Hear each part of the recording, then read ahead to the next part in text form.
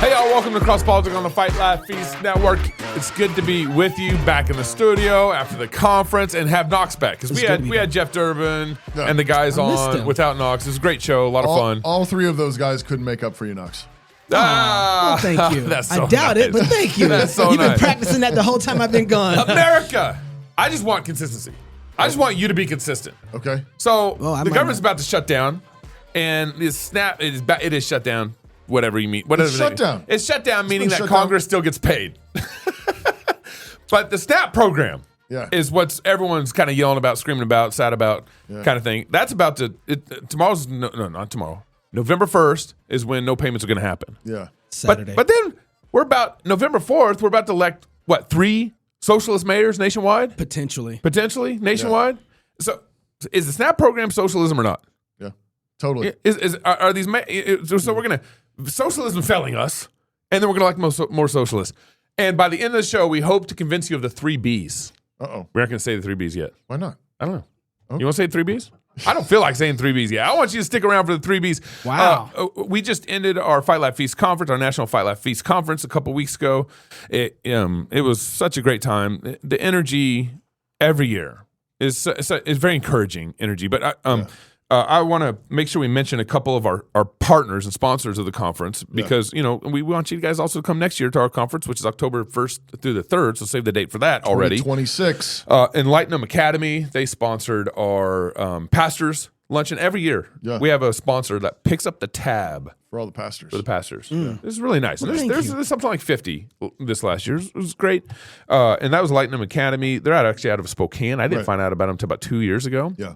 They reached out to us, love fellowship on those guys. Worldview Institute, that's Turley Talks, Ralph, what those guys are doing. Worldview Institute's a very unique and helpful kind of gap year program, for students who are trying to figure things out. Dominion Wealth Strategies, Justin Johnson, and those guys.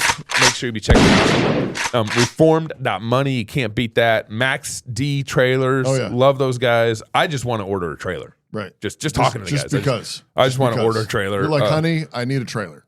T-Rex. I don't know why. Yeah. I need a trailer. T-Rex finally, after years, T-Rex sponsors, helps us, gives money to us. They always brought their full booth to our conference after years. Yeah, they sponsor, but oftentimes they don't bring the full. Yeah, they don't do anything. But Lord bless them, T-Rex arms and everything. So those are just some people I want to highlight. Make sure you guys check out all those. They're all Christian businesses, and they're all serving their people well and their products and services well. So make sure you check them out. Next year's conference theme is Holy Wars. Yep. We're talking about that. Just War, the Crusades, and the Christian life. We already have Pastor Doug Wilson, Joe Rigney, and Jared Longshore. And, of course, we'll be there. You. I'll be there. Yeah. And we got some other guests that we're working on as well. But we'll be back in the Nashville area October 1st to the 3rd. And you can register. Yeah, I'm right now. so excited. You can go to fightlaughfeast.com, click on the event. Best prices take it away. now. And here's the thing is I've been thinking about this topic in conferences. Just War. What was the middle one? The Crusades. The Crusades. And the Christian life, like if you can't talk about just war without you being right with the Lord, right? Amen. Like these public topics that are so important. The church doesn't even know how to talk about just war. We don't know what a just war is. Right. Of course, Congress is it's because we don't have just hearts. That's right. We're really grateful to have with us also today Brent Money, 6th generation Texan. 6th generation. Gabe, you have anything to say about that? Hee-haw. All right. I mean, hee-haw, Also attorney, businessman, former Greenville City Council member, Greenville City, Texas? Correct. Okay, all right. Greenville. Greenville. Oh my goodness, I didn't know it was Greenville. So I had some. I used to go out to Greenville. Okay, all right, keep going. Keep going, Toby. I thought we were going to have a sharing time. I didn't know. Anyways, he's been dedicated to faith, service, and conservative Texas values. He's served as a city attorney for several North Texas towns and leads a law and real estate firm. Brent and his wife Heidi have been married for over 25 years and are raising 5 children. Yes. Congrats, man. Thanks. Are you grandpa yet? No, I'm not. Okay. And we don't have, none of our kids are married yet. Okay. We've got our oldest is in Army boot camp right now, and our second oldest is at sophomore at NSA. Yes. He's like Pete Hegg says, sign up, I'm signing up. That's right. Yeah. He's in. I'm there. So Greenville's where I used to tip cows. Oh. Yeah. You've told us about that on the show before. Yeah, thank you. 5 kids? That can happen, yeah. You baptizing them babies? We We're Credo Baptist Curious. I think we've. I mean, no, I'm sorry. Pedo Baptist Curious. Okay. We both grew up. We both grew up Southern Baptist. We still attend a Southern Baptist church.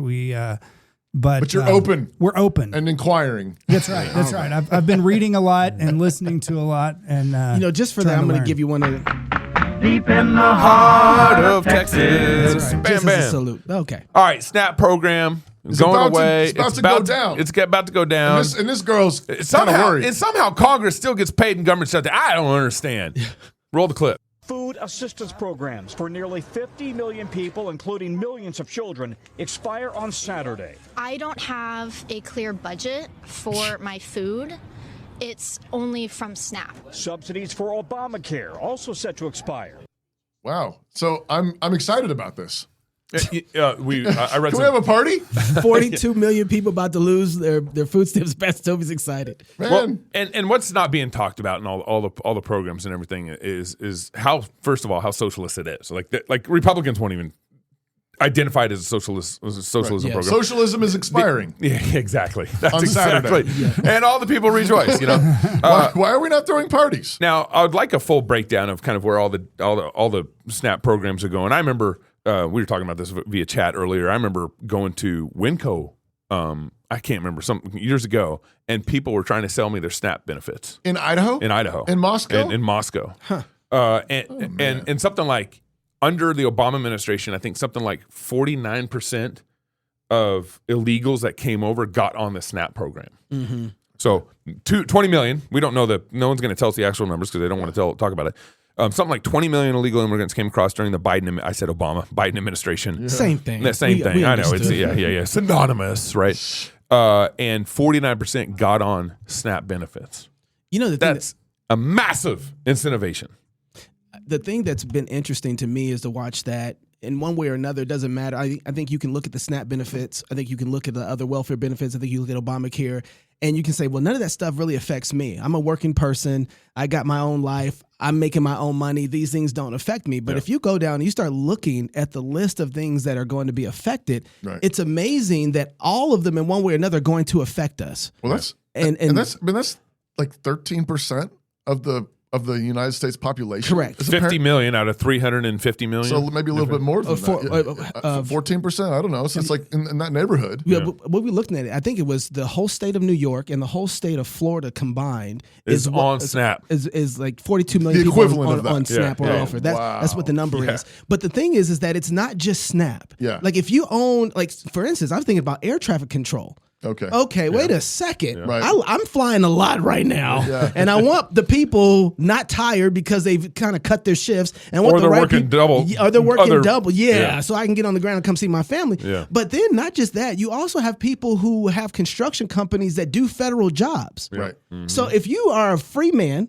and you do your work and you happen to have federal jobs, guess what? Right. You're not going to get paid from those jobs. That affects everybody who's working. Again. I'm going to make a point here in a second. The other thing that's really interesting is that if you have a house and you are in some way are getting your money because it's been subsidized by the government.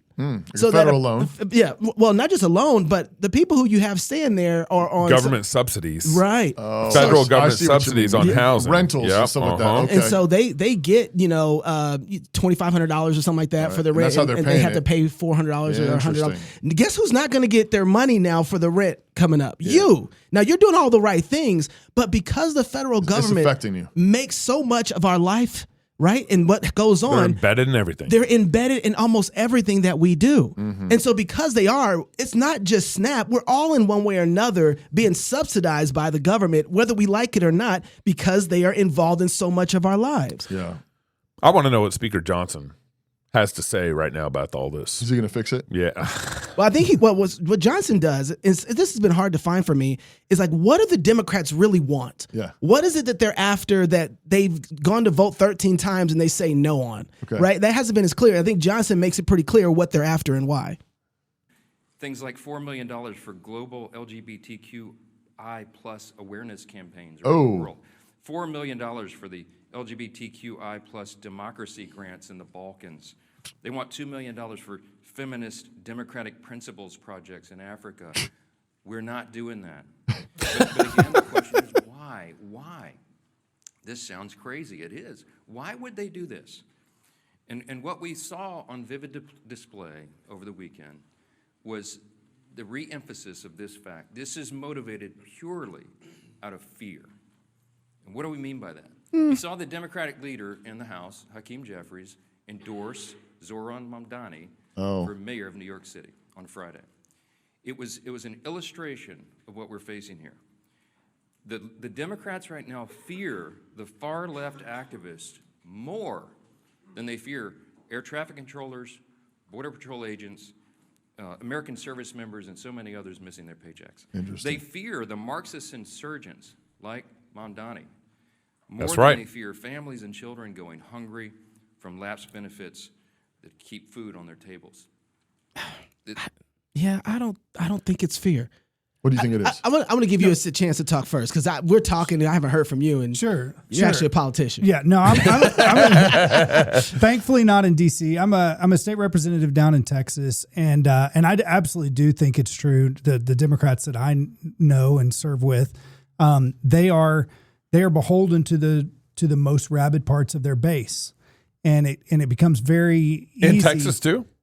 I think that's true probably universally. Okay. The people who are most active, most in your ear yapping about what's going on. Right. And I think that what you're seeing is, the Democrats, the first time in my life, this is not the first government shutdown we've had. Right. This is the first one where I really do think the American people are blaming the Democrats more than the Republicans. They're looking and saying, hey, and part of it is because of these unreasonable positions that he was talking about. But I think a lot of it is because the people that they're hurting here are core Democrat constituencies that they have taken for granted for a long, long time. Yeah. Their real base. Yes. Is what you're saying. Their actual base are the people who are on the government dole. Yeah. Whether they're government employees, people on SNAP benefits, and those kinds of things. But they've taken them for granted. And now they're pushing even harder to the left. So I think Trump and the Republican Party, I would say this is the first time where I haven't really seen the Republican Party like really push to end it. I mean, they're pushing. They're pushing. They're not like, but they aren't like nervous or. That's what. Yeah, they're not antsy at all. They're kind of like, yo, what you want to do? Yeah, because let's play chicken. But here's why: November 4th is next week. I think Trump wants to go into the election with the shutdown. Of course he does. Yeah. Of course he does. But what's funny is, we're talking about these socialist mayors and stuff, Mamdani and stuff. You look at Mamdani's campaign promises, and they aren't like amazing. Trump's "Make America Great Again." Mamdani wants free bus routes. Roll the clip. Together, New York, we're going to freeze Together, New York, we're going to make buses fast and together, New York, we're going to deliver universal. We will make our city one where every person who calls it home can live a dignified life. That's healthcare, childcare, buses. Well, this is why I think. So I want to accept everything you're saying because I think you're right. But I want to take that prism and maybe turn it a little bit and say, my thought on this is that the Democrats have not had any momentum since the presidential election went down. And even there, they didn't have any. It was going down. And they have been fighting the Republican Party with everything they have. And the person or the group of people that seem to have momentum right now are their far left groups. And so the Democratic Party, what they're afraid of is they're definitely afraid of losing. Mm-hmm. But they're more concerned about, wait a second, where is the momentum that we can get behind that seems to be working? They haven't had anything that's worked against Trump, right? And so now they have this socialist mayor. Well, there was Seattle. There's one there. Run that clip. Yeah, let's run that one too. There's several of them. There's several of them. Yeah, go ahead. About that. Free lawyers for illegal immigrants, and there's more where that came from. But he's not the only one. Across the country, there are more. Two more examples. In Minneapolis, Omar Fateh is running. He wants to fund non-police programs, keep homeless encampments, and stabilize rent. You hear that a lot from the socialists, and you can understand why. Rent's No, I high. can't. No, I can't. This one's interesting. In Seattle, Katie Wilson is running for Seattle mayor. She wants a bond for affordable housing. She wants to install city-owned solar panels and fund alternative crisis responses. She lives in a 600-square-foot apartment that she rents with her husband, and they have a small child there. She's running against another Democrat who is like, wait, I'm diverse. I've made incredible gains through my own hard work. But she is in the lead. Okay. So what happens is he's got these socialists that have done something really interesting. They have made people who have, pull up the picture of when I was in Phoenix real quick. So I was in Phoenix. This is in Phoenix. This is in Phoenix. Arizona. In an area that shouldn't be like this. And inside of this Walmart that I was in, the underwear and the socks and everything that you would need, T-shirts, all that stuff was behind these sliding doors. That's crazy. Right? And so just so you know, this wasn't just one row. There were multiple rows like this. Now, I've been in Walmart where, the digital pencils are locked up or the tablets are locked up, the computers, but not underwear. Like, it's bad out here when the underwear locked up. When the T-shirts and the socks is like, wait a second. Right. Almost in a recession. Lock this joint up. When you got a group of people that not the bread, the underwear. Right, the food and the stuff is like, everybody, that's not locked up. The socks. Don't give them any ideas. But when you have a group of people that are willing to live like this and that act in such a way that you have to lock up the socks and the underwear. Oh, my goodness. And you come in promising these kind of people that they get to have free chocolate milk for everybody, right, where the other side is saying, hey, you know what we're going to do? We're going to make sure that people who work hard and people who do good, create value to other people are going to make sure they prosper in America. Right. Well, I don't want to do any of that. Right. Well, how about you don't have to pay for your child care? You don't have to pay for your rent. Right. You don't have to pay for buses. Right. And all of a sudden, the Democratic Party is saying, oh, that's how we now can get our hoofs back into this, right? This is how we can get our leverage into the people. So they're using the far left in order to get back in. And I don't think and it's working. Because you have a group of people that are like this. Yeah. And when you start, and this is what's crazy about the lockdown, because when you start getting rid of people's food stamps, getting rid of people's income that they normally get. Illegal immigrants' food stamps. And you are messing with their infrastructure of life.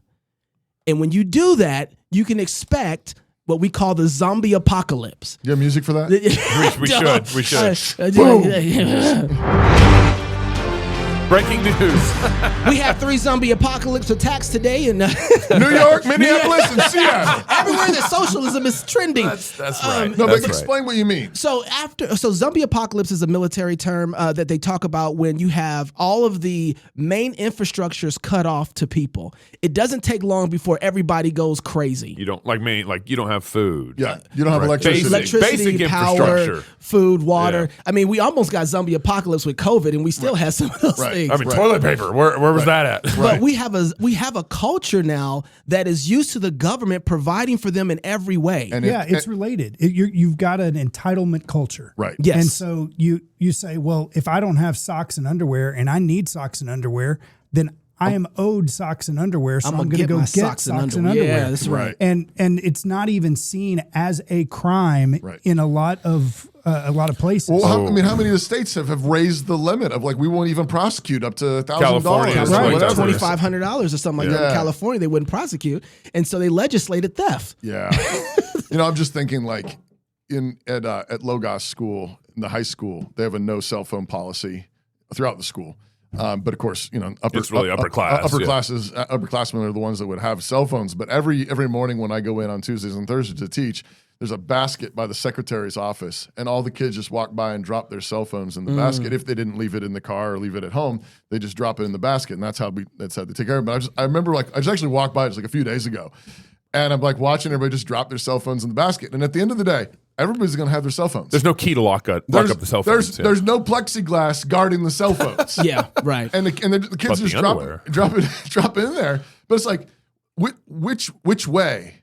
Yeah, America. Yeah. Which way? Because there's a socialism. Yeah. Well, yeah. Do you want your socks and underwear behind plexiglass? Right. Because that clip just said, these people are saying, we're going to keep the homeless shelters. We're going to the homeless encampments. Yep. Free buses. I mean, people. I'm thinking of who's the boy down in Charlotte that just murdered the girl, the white girl, Perutka, down there, and it's Zarutska, yeah. You drop the standards and you get more of that. You say the government's going to take care of you. You have this entitlement, and it's you're taking away their dignity, you're taking away their humanity, and then because they've been treated like you get a zombie apocalypse. Exactly. You get this, and so it's like, do you want the plexiglass, or do you want the baskets where the kids just drop their cell phones? Well, and you said which way America, but I would even say which way Christian church. Yeah. Because I've been in arguments online with friends of mine who grew up in church like I did over the last week or so. Who are just lamenting this loss of SNAP benefits and that the government should be doing more for these people. Wow. And it comes from a heart of compassion, but very, very misguided because they have not been discipled well in what socialism truly is or in what the church is required to do. That's right. And the proper separation between the church's role in society and the civil government's role in society. Yeah. And I think even right now, even if you get rid of the avowed atheist Marxists, we've got a problem within our Christian church. Absolutely. Of just this socialist instinct. I think one of the things that we ought to be thinking about, I mean, you mentioned earlier, Knox, like there's the temptation maybe to say, man, those crazy people in New York, Yes. those crazy people in Minneapolis, we say all the time, those crazy people in Seattle.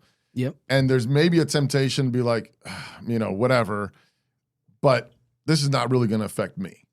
Now, number one, as you already laid out, Knox, I mean, 13-14% of American population, this is going to affect New York and Florida basically combined. Yeah, this is going to affect you, and you already traced a few of those places, but that's a lot of people in our areas are going to be affected by this, and I really do think this is a moment where the Christian church needs to turn out. Like we actually need to be like, are you ready? Are you ready for this? Are you ready? And the zombie apocalypse might go in a couple different directions. Sure. I mean, that's right. On the one hand, you might have people just seriously like, they've been brought up in this dependency, and they're just they're kind of just gone along with it. They're not maybe necessarily going to start committing crimes, but they're desperate. They need help. They're what do I do? And this is an opportunity. Well, as you said, I mean, this is actually the church's job. It's not the state's job to take care of the poor. It's the family's job first. And then when there's no family at all, it's the church is the safety net. It's interesting you said separation of church and state. I was just thinking, like, isn't that ironic? There's actually there's a glorious separation of church and state here that the Bible teaches that says the social net is supposed to be the family and the church, not the state. Yeah. I've said a number of times that, the state's their instrument, the tool that God has given them is a sword. Yep. And that means that whatever you ask the state to do, they're going to do it with a sword. Yeah. Yeah. Right. Yeah. And so that's your first clue. Tax you with a sword. Yeah. It's like, but do you want them doing healthcare? With a sword. Yeah. Do you want them doing mercy ministry, helping the poor? sword. With the sword. Because what do? They crush the poor and the weak. Well, and here's part of the problem. So I agree with you that this is a good opportunity for the church and families to step up and, blow your food pantry up kind of thing. Yeah. Opportunity. Oh, yeah. But part of the problem is because the government's been doing SNAP programs and all these, poor benefit programs, is you have, I would venture to guess 80% of those people on the program should have a job, should be working, should be able to provide for themselves. Maybe 20% of the population. I don't know. How about if 80% of them were just American citizens? Because I saw something this past week that said 59% of the people currently on SNAP are illegal immigrants. Okay. Yeah. I think the stat was 59% of illegal immigrants are on SNAP. Yeah. Oh, is that right? Yeah. Okay. I think because we were sorting through those numbers. Okay, I may have gotten it No, backwards. but it's still a huge still number. a huge It's a huge number. In Biden's administration, 20 million came across the border. Right. 59, or I think it's 50 something. I am because we just saw it. And they're getting benefits, SNAP benefits. But to my point of what I was trying to get at was They're not ready for actual help. Not ready for actual help and actual accountability. Right. And now if the church comes in and steps up and we say, okay, what's your current job? Right. What are you doing to make money? How are you providing for your family? Right. Which is part of our church's ministries and how the deacons work. Right. And we start asking real questions that the government does not care. There's no accountability to the SNAP program, which is why 50+% of illegal immigrants are on it. Yeah. No questions asked. How about this? You get it. How about just what are you buying? I mean, I've done benevolence ministry at my church. Yep. My mom is a CPA and a natural good money manager, and she has gone in and discipled with folks that were struggling. Yep. And it's, what are you spending your money on? Right now on Snap, I think about 10% of the money on Snap is spent on sugary beverages. Yep. Something that I don't see the problem with that. something that we could not afford when I was a kid. Right. I think another 7% is spent on prepackaged desserts. Yeah. And by the way, the state of Texas just outlawed SNAP benefits for sugary beverages this past session. Saw that. Sure. I saw that. And that will save some money, and it saves money on the front end and the back end because of the health. Now you got diabetes or something, right? You know? Right. But you know, there's a lot of ways that you can minister to people who are in need. When all you do is just mail them a check every month, you're not really discipling them. So Gabe, you're right, and I think there are. I mean, yes, I know. So there's some pickles that are come. Yeah, we do benevolence ministry here, and we do it with accountability because we don't want to just do handouts. We don't, there's our deacons read a book called When Helping Hurts, where that's actually about like a lot of benevolence and missions type ministries are actually the kind of help that actually makes things worse. Mm-hmm. It's not actually helping people learn to recover their own dignity as human beings to provide for their own families. At the same time, I think when you have this, I mean, part of that mindset is because they know, well, we could still get SNAP. Mm-hmm. Whereas in this case, it's like maybe when they get a little bit desperate, maybe they might actually turn. I mean, one of the things we were talking to Dr. George Grant back in Nashville, actually, about some of this, and he pointed out, we were talking about how when Karl Marx is writing, and Communist Manifesto is getting published and everything, one of his significant banes to his existence was actually Charles Spurgeon. So Charles Spurgeon is preaching in London at the same time. That's right. And Marxism can't get inroads into London because of the kind of gospel that Charles Spurgeon is preaching, which is this not a social gospel. It's total straight up, you got to get right with God. But then with it, it's a gospel that has hands. It's a gospel that is in action. And then Dr. Grant mentioned actually up in Scotland at the same time, Thomas Chalmers is a Presbyterian Scottish pastor in Glasgow who is busy doing the same thing. And he has this massive mercy ministry in the town of Glasgow where he's taking care of the poor, taking care of Christian education and all this stuff, such that, again, Marx is like, you need the government to do this. And everybody's like, why? We don't need the government to do this. It's already, we're being taken care of. The churches were taking care of these things. And I think that's one of the things that we need to be thinking about as the church, we need to say, how do we get here? Yeah. And now it's multifaceted, and there was encroachment, and there was tyranny, and there was abdication. But part of the answer of how we got here was the church abdicated its responsibility. Yeah. Absolutely. Part of to build on that, then not only did they abdicate, but they taught something different. And this is something we have to resurrect again, because I think it's dead. It's not that we have a government; we are the government. We are the government of mercy. We are the government of. What do you mean? Who's we? We are the government. Who's we? There's four of them that we operate in, and we got to remember this. Self-government is one. Yeah. Yes. Okay. The church government is another. Civil government, right? And family government. And family government, absolutely. Right. And so, but the thing is, especially this is just kind of related to the civil magistrate, and this kind of stung to think about. Part of what we're seeing is the Bramble Bush situation. What do you mean? Where the Bible, I think it's in Judges, like the first couple chapters of Judges, it's 6 or 7 or something. It talks about like this. A parable. It's a parable that comes to, I believe, the king. And it talks about the fact that you have all these trees. King in Judges? I believe it's a prophet who's talking to the king. And he's talking about all these different trees. One is good for like a wine, good for wine. One is good for shade. There's these wonderful trees, and they ask, which one of you guys are going to rule? Mm-hmm. And I can't rule because it takes me too much time to work the vineyard and to take care of all this. And I can't rule because I'm so good and so tall and so beautiful that I can't come down to rule. And all these trees decide not to rule. But then there's this bramble bush that says, I'll do it. I'll rule for you guys. But here's the thing. I want all of you guys to be underneath my shade. I want all you guys to bend to where my glory level is. Yeah. And what's happened in the civil magistrate side, in the federal government side, in the government side, period, is that godly men have not ruled. Yeah. Young man, your ambition is not a sin. You were created in the image of God and set in authority over all creation. And then you were commanded to fulfill a monumental task: to baptize, teach, and disciple the nations. This is the mission you were made for. But Jesus has taught us that the kind of ambition that will actually achieve this end must first be forged in the furnace of humility. For centuries, our fathers in the faith have been building this furnace to mentor and disciple upcoming generations of Christian leaders. This was where young men of great talent and promise sat at the feet of masters, reading the great works of Christendom, mentored by faithful men in the ways of wisdom. But as our nation has fallen from grace, so has our ambition. American colleges have ceased to be a forge for holy ambition and have instead become factories that are turning out useful cogs for the American workforce. Young men and women are no longer equipped to think and to lead culture, but instead are trained to perform soul-sucking, clock-punching, menial tasks. At New St. Andrews College, we are rebuilding the faithful forge of cultural leadership, the Christian Liberal Arts College. And we are calling all young men and women of ambition.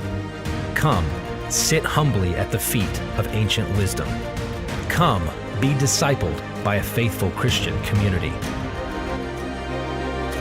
Don't be ashamed of your ambition. Learn what you were made for.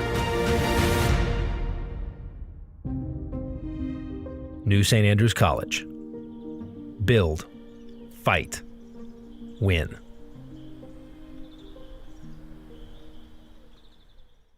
Here's my point. I'm gonna make it. It's gonna take me a little bit, but Judges 9, by the way. Thank if you guys want to look it so up, you can read it the actually parables. for Judges 9. because I butchered it. No, this is you didn't butcher it. But think about this for a second. When was the last time you actually remember on television a good father, like a good dad? Can you think of somebody like anybody that like? Yeah, it's probably black and white. Yeah, right. I was thinking Cosby's most recent memory. Yeah, Cosby's good. You got Cosby. Yeah. I think my 3 sons, and there's a couple. I mean, Full House. You kind of think of. I remember Bart Simpson. I remember. No. Gabe. I'm just kidding. Good dad. That's what I mean. That's making my point. Ned, come on, Ned Flanders. I remember. You remember the one where Cosby. Bill Cosby. He's like, the kids are chanting, "Dad is great. He gives us the chocolate cake." Yeah. So that's like, but that's 90s. Yeah. And there's no recent. I mean, Fresh Prince, Uncle Phil was probably like, okay. Yeah, he was a good dad. That was a good. He was a good dad. Steve Urkel's neighbor, Phil. The cop. Okay, but that's old. Like, Duck there's Dynasty. I mean, but okay, sure. That's the reason why. Actually, Uncle Phil. Yeah. But there's no recent memory in the society and culture of like a good father. Right. So nobody really has a concept for what it's like to have a good father. So when you see one, you're like, I don't know about that. And now think about this in the civil realm. Right. When's the last time you can remember a good, godly civil leader was like, that's the model? Right. Like, I mean, other than Brent Money. Thank you. Right. Yeah, somebody locally knows that, but nationally, But then Reagan. Okay, let's say it's Reagan for a moment. There's nobody now who even knows who Reagan is. Reagan was running for president when I was a baby. Yeah. Like I'm 3. Yeah. Right? Like in the so there's no recent memory of any good godly leaders, which means that society doesn't have a concept of what good godly Christian leadership looks like. Right. And so not only have we abdicated our responsibility in the civil realm with the church, as far as like we've pulled out from doing our mercy ministries, but we also pulled away from telling men, if you have businesses, if you are successful, you should think about serving as a civil magistrate, because we need to see godly leaders lead so that people know what it looks like when they see it. So now when you have somebody who's a godly Christian man that runs for civil magistrate, what do? They act just like the kid who goes over to his neighbor's house who has a father. And when his dad comes home, he's like, oh, it's time to go. There's a man coming in the house. I don't know what it's going to be like. Right. And so when they see godly leadership, they're looking at that and like, what is it like to have a man? This is odd. Now, the people that are attracted to it is like, this This is what I remember. I remember something like this, right? Their mind goes like, I remember when man used to be tough. I remember when you used to say what they mean and mean what they say and stand there. But then there's a whole society that has no concept of this. Yeah, what a real father is. What a real father is. What a real godly magistrate How he takes responsibility, how he says what we're going to do, what we're not going to. It was really interesting to hear Mike Johnson say, we're not going to do that. Right. It stung. It was like, you can say that? Right. When everybody else is pushing against you? Right. And so we as Christians not only need to be doing the things you're talking about, Pastor, but also we need to go back and restore the image of good, godly male leadership in the civil realm. Right. So that people have an idea. Wait a second. After 10 years of a Christian ruler, things actually do work better. I like it a lot more. This is good. I'm not a Christian, but everything works better for me this way. Life is so much better. It was way less stressed out. What is this Christianity? Like we have to go and do that. And it's hard. So I was looking at New York. I was looking at Minneapolis and Seattle. And my first thought was, oh man, these places have fallen. Right. And I think I'm thinking about this wrong. I mean, that guy waving the Somali flag. It does. We conquered. But the thing is that it doesn't take a whole lot of light to reject darkness. Right. It's just that a lot of people pulled out of New York, and I understand why. Yeah. A lot of people, I mean, COVID said basically in New York, if you're not going to be like us, you're not going to live like us and put on your mask, we don't want you here. So I get it. Right. So I'm not surprised then when I see a society. Right. But you're also saying that often there are a whole bunch of other trees. Yes. That could have been king. Yeah. Yes. And we're all like, I got all these Christian capitalists in New York. I got a church. I got a school. I got kids. I don't got time for that. Yeah. And then the bramble bush is like, I'll do it. Hey, free chocolate milk for everybody. Yeah. And to Knox's point, a little bit of light affects way more than you realize. So if you are being faithful with your church and your community. Yes. I was walking right now in Idaho. It gets dark at like 6 now. Yeah. Right. Yeah. Early than that sometimes. And we got animals at our property, and so we got to go out at night and take care of things. Go out at night. By at night it's like 6:30. We're going out and taking. My house is lit, and I walk away from the house, and I can see still pretty well because the house is giving me light to go out. Right. But when I'm trying to, once I get past that area of influence of the interior light of my house, it gets dark quick. Right. And that's what's happening in our culture is if we just focus on building our church community, our families and everything, that actually gives off some light for the rest of the community to benefit from. Well, this is why I think the 3 B's comes in play here for me. Which is like, first, buy guns. Right, like buy guns. Yes, buy guns, buy ammo. Yes, for me it is because what you want to do is you want to start with self-government. Well, that's the second. I mean, that's the second reaction to the zombie apocalypse. I mean, I think we ought to be looking for opportunity to minister, but I think at the same time, when you start thinking if some of these people go crazy, then are they going to come knocking down my door? And am I ready to defend my family? Am I ready to defend the businesses that I love and my neighbors' businesses? So that they don't have to put a bunch of plexiglass up on their socks. Yeah, but it's also like, and I'm not disagreeing with you at all. I agree with you because you're going to have to do it if it comes to that moment. But when you carry a gun, all of a sudden it's amazing how much of a lawyer you become and how thoughtful you become, how you check your surroundings and how you observe situations, how you de-escalate situations. I remember in Minneapolis, I did not want Minneapolis when I was living there 20 years ago now. My goodness. I didn't want it to become that. And so when there was a person stealing in my Walmart, I would confront him. And I would say, hey, man, like you didn't pay for that. And he's like, what are you going to do? You're going to tell on me? I was like, if I have to, and if I have to stop you, I will. Yeah. It's like, but I don't think it has to come to that. How much is it? If you can't afford it, let me pay for it, but let me take you out to lunch or dinner. Like I wanted, and I would witness to that person, and that was my way of saying, okay, no plexiglass here. Right. But they needed to know that anybody standing by was going to care about what was going on in the store as much as the owner. That's right. Right. Like, and so there is a reality to that kind of salt being in the society that starts to say, okay, now the gospel is going forth, and that store is protected. My prices don't raise, and we don't get plexiglass. I might, and I think this is what you're getting at, but I would say I think one of the reasons we don't have Christian magistrates is because Christians don't carry. Yeah, I think you can make that. I think you can make that argument. I'm serious. Yeah, what do you mean? What do you mean by that? Because the kind of responsibility you take on when you decide to carry another person's life. Now you're like, I'm dangerous. I have responsibility to protect the people around me. Yeah. and I need to make sure I'm not being foolish with all my actions. That's right. You are on mature all day long Yeah. if you're carrying. Yeah. Because you're loaded and you're like, I got to be careful. I got to be thoughtful of my surroundings. Sheepdog. And I'm taking responsibility for my actions and everything that's around me.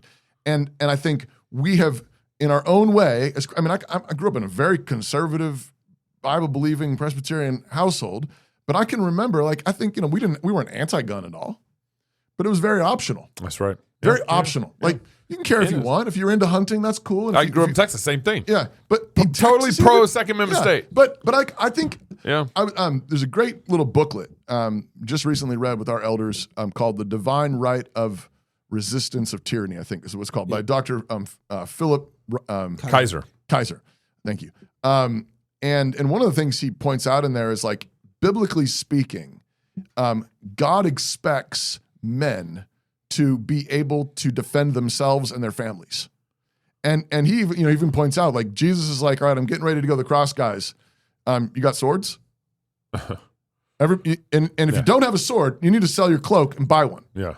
And Dr. Kaiser points out, like, he's saying that, like, if you don't have any way of defending yourself and your family, like, it would be better to go without some clothing than to go without a gun. And I don't know, like, how many Christian pastors preach that? Or, the fact that you need to love your wife as your own body.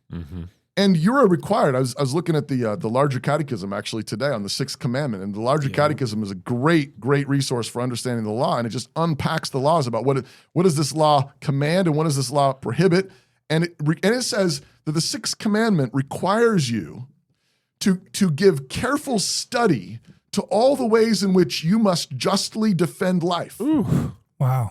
Careful study to all the ways you must. And again, I think about carrying a weapon, and I think, I'm constantly studying. Like, what would I do? And I don't want to do that, and I don't want to screw this up. I mean, this is life and death. That's the kind of man we need. Yes. We need men who are thinking about life and death all day long in terms of what I do affects things. A man is. What am I willing to die for? Exactly. Our friend Nick Solheim. Nick Solheim just got canceled by the Republican Party in Massachusetts. Young Republicans in Massachusetts, because he gave a talk at the University of Boston where he said that. What are you willing to die for? Nick. Nick said, he listed all the ages of the founding fathers, and all of them were 25, like 18, 20, 21, and like, Ben Franklin was like 32. He's like, he was the old guy, and he was 32. Boomer. Yeah. But he was pointing out that they swore allegiance to one another. When they signed that Declaration of Independence, they knew, like, either we're going to win together or we're going to hang together. And Nick Solheim challenged these young Republicans, what are you willing to die for? But I think the reason why that was so offensive and so sort of startling and intense, because it's like, we're not used to living that. I mean, men, you need to be thinking this way every day.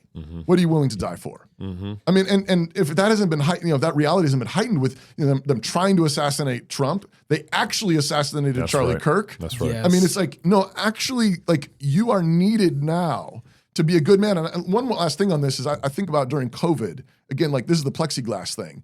It's like during COVID, particularly during the BLM riots in Minneapolis, George Floyd and all that rest of it, this might have happened in other places in the country, but they went crazy in Seattle, and they started sending busloads of people, protesters, to Idaho, trying to come east into Idaho.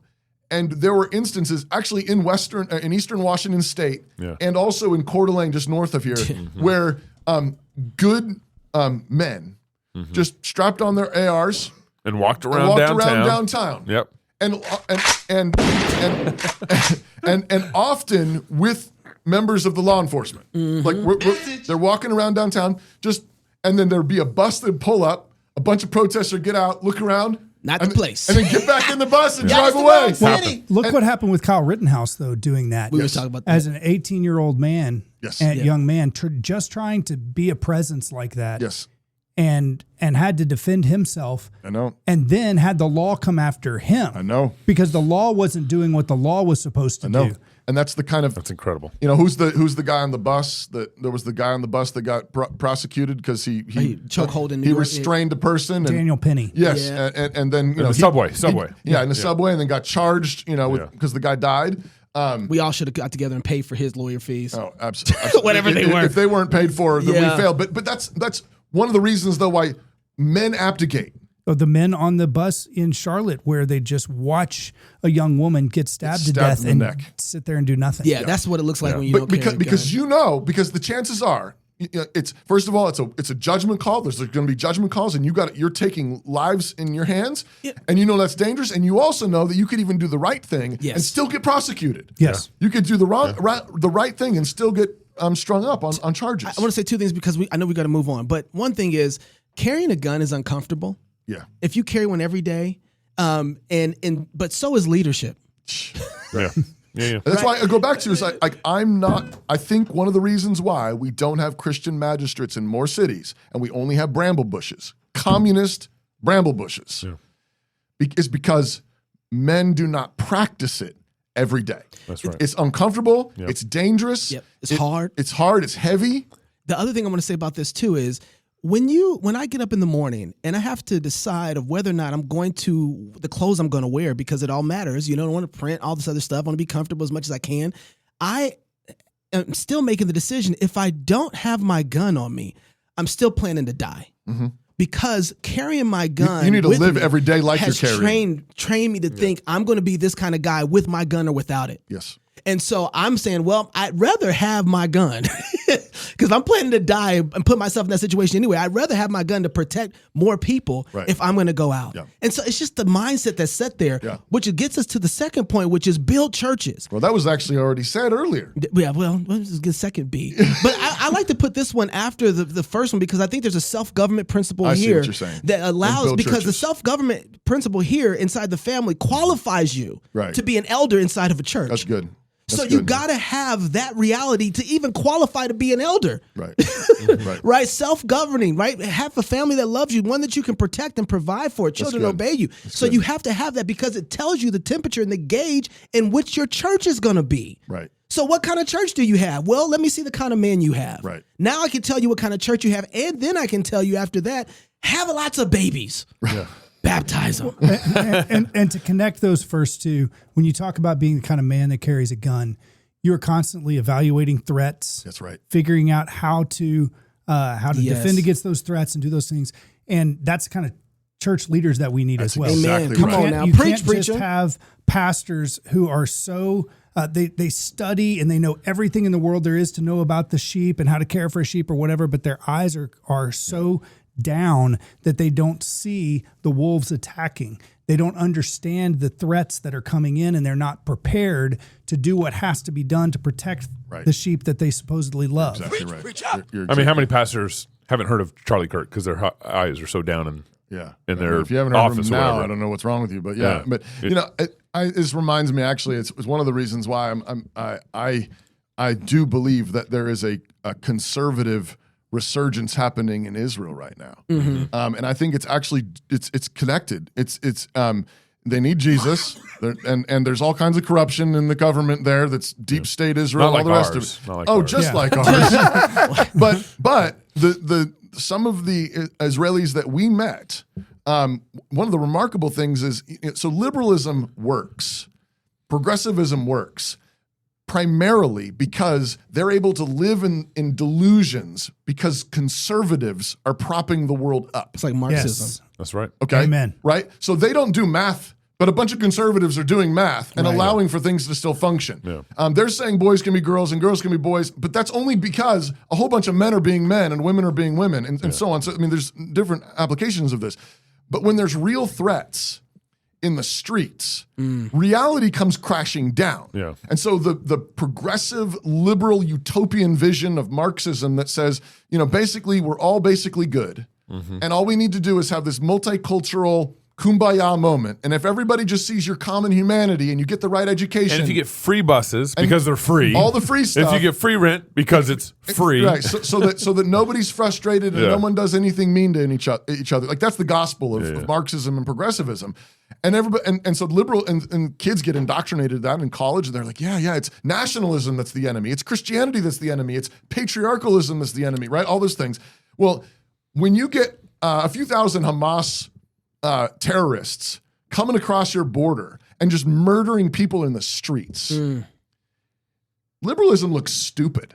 Right. Like, no, this is not common humanity. This is not multiculturalism. Yeah. This is evil. It's like the riots. This is evil. George Floyd riots. Yes, and a whole bunch of people, like, they don't know if they're Christians. They don't know anything, but they're like, no, there's such thing as good and evil. Yep. And I need a gun. Yep. Right. And one of the most remarkable things was, I think one of the things we saw the most of in Israel, I would say this, that was really striking, was guns and babies. Yeah.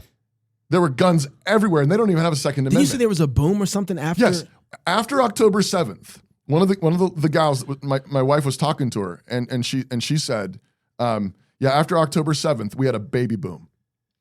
They got attacked. You know what happened after COVID in America? Nothing. Right. We didn't have more babies.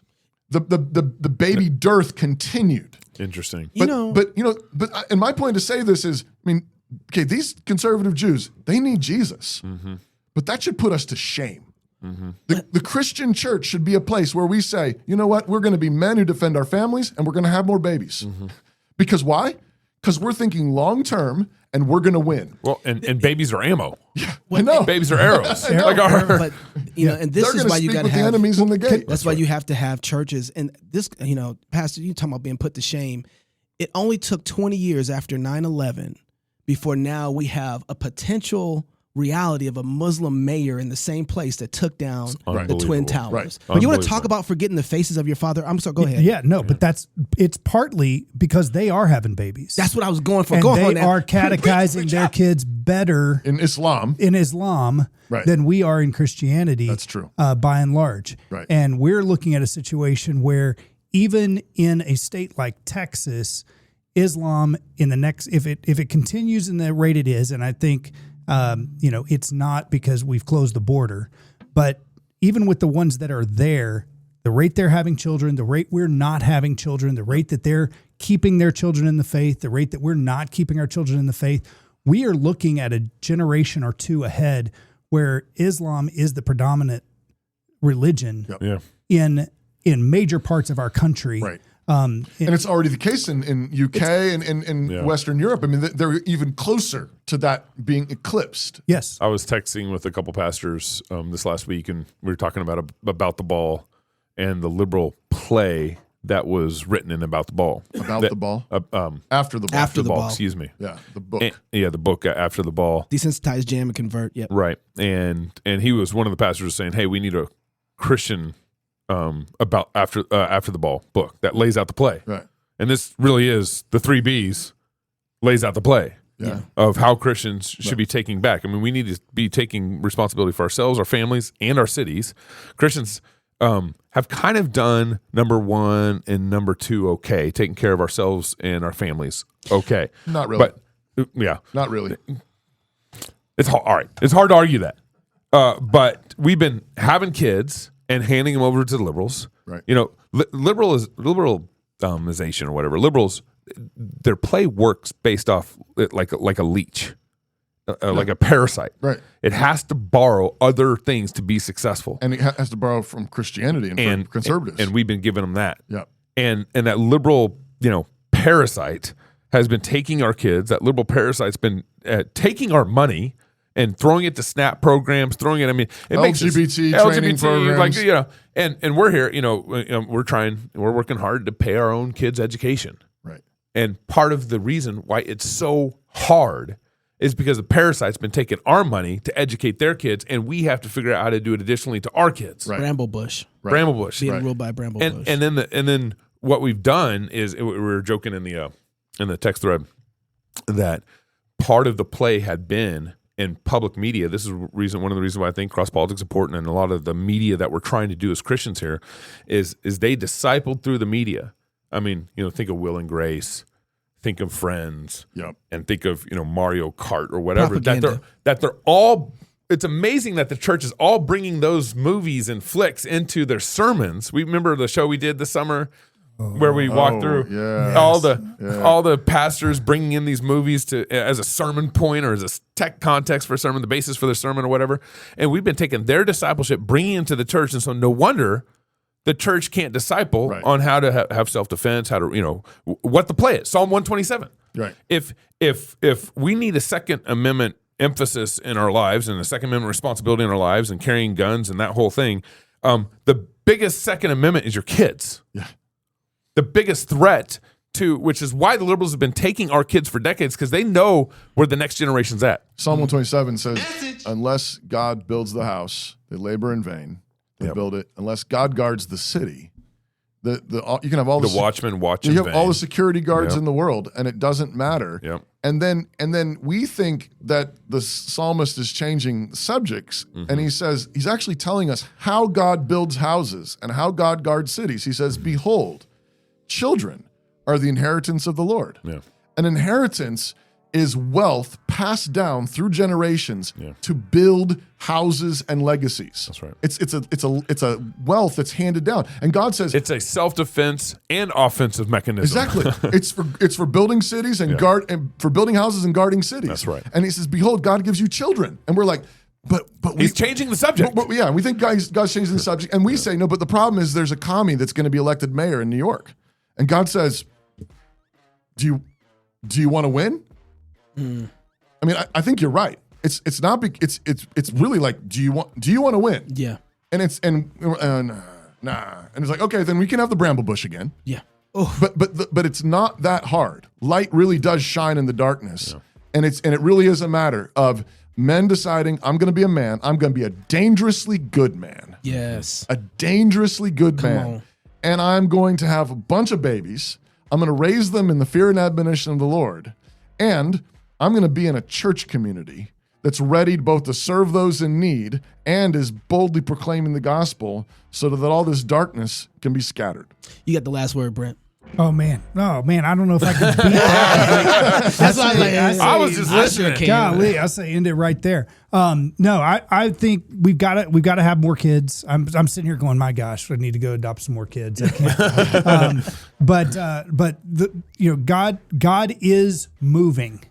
We see it throughout our country. Yeah. You can get discouraged, but go back and read Psalm 2 Yes. because he laughs at what is happening. We're also seeing a movement of the Lord. I talked with a pastor in the heart of London on Monday night, and he was over here. We were talking through some things, and he said, "I'm watching my beloved city crumble around us." And he said, "But there are men that are ready to go," and they had a big demonstration. They're mobilizing. They're working. Yeah.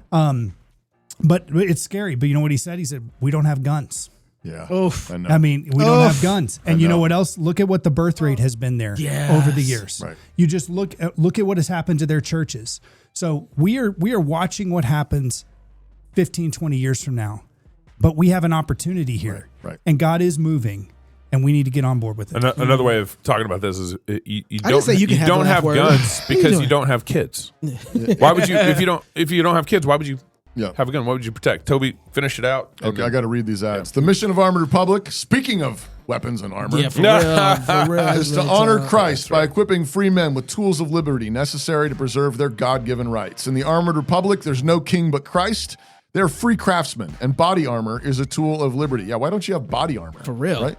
They create tools of liberty. Free men must remain ever vigilant against tyranny wherever it appears, all day long, every day.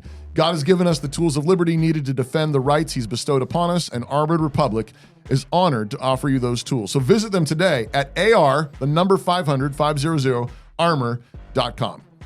Are you concerned your child's current education won't give them the skills necessary, speaking of weapons, Speaking of babies, to succeed in any area of life? Consider homeschooling with Classical Conversations. By applying the classical Christian model of education, the Classical Conversations curriculum encourages students in how to learn and how to think for themselves so that they can adapt to every challenge life throws at them. Or, in other words, speak with your enemies in the gate.